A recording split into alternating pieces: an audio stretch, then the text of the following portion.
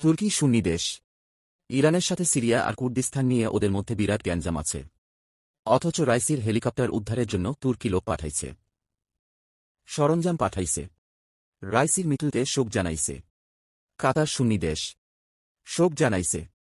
ফিলিস্তিনের স্বাধীনতা যোদ্ধারাও সুন্নি, তারাও এই মৃত্যুতে শোক জানাইছে। রাইসির জন্য দুঃখ প্রকাশ করছে। এর মানে কি রাইসি নির্দোষ? ফেরেশতা? নো। শুধু রাইসি কেন, আপনি পলিটিক্সের কোনো একটা মানুষকে পুরোপুরি ভালো বা খারাপ বলতে পারবেন না।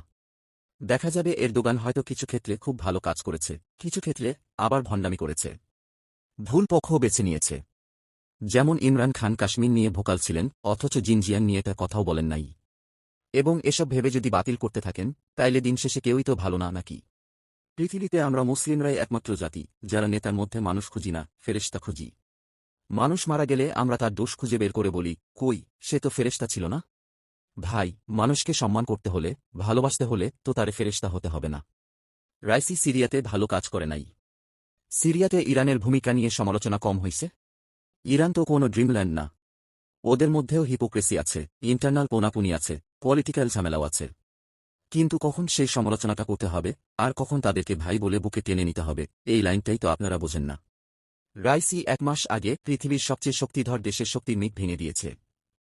সারা পৃথিবীর সামনে তথাকথিত একটা রাষ্ট্রের আয়রন ডোমকে সস্তা বানাইছে, প্রমাণ করে দিয়েছে ওদেরকে আমরা যতটা বাঘ ভাবি ততটা বাঘ ওরা না। আমি বিশ্বাস করি রাইসিকে প্রাণ এই জন্যই দিতে হল, এবং এই জন্যই রাইসির প্রাণ দেওয়াটা মহান। রাইসির এই মৃত্যুও মহান। রাইসি এমন একটা অবৈধ স্টেটের বিরোধিতা করতে গিয়ে খুন হলেন, যেই নোংরা দেশটা গত 70 বছর ধরে অনবরত মুসলিমদের রক্ত ঝরিয়ে যাচ্ছে, এই মুহূর্তেও ঝরাচ্ছে।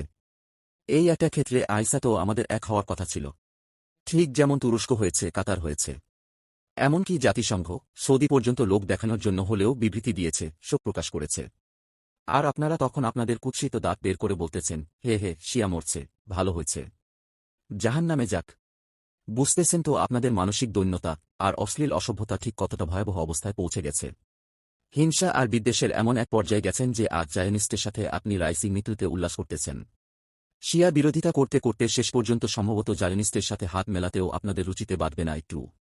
বিশ্বাসের প্রাচীর শক্ত হওয়া ভালো, বাট এতটা শক্ত হওয়ার দরকার নাই, যতটা শক্ত হলে ভাইয়ের রক্ত দেখেও আমাদের মন বলবে না।